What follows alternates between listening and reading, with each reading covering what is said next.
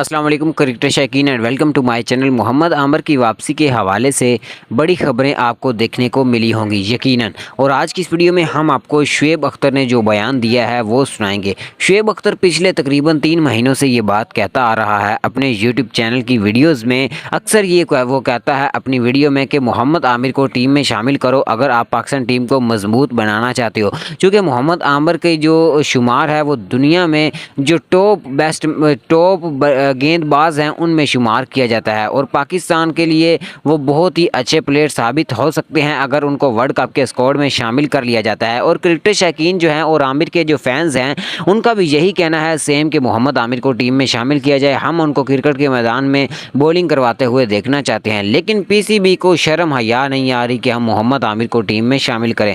इस वीडियो को ज़्यादा से ज़्यादा शेयर करें और यूट्यूब पर ट्रेंड चला दें कि Mohammad Amir come back. Comment box में लिखें मोहम्मद आमिर कम बैक। इंशाल्लाह मोहम्मद आमिर की पाकिस्तान टीम में ज़रूर वापसी होगी।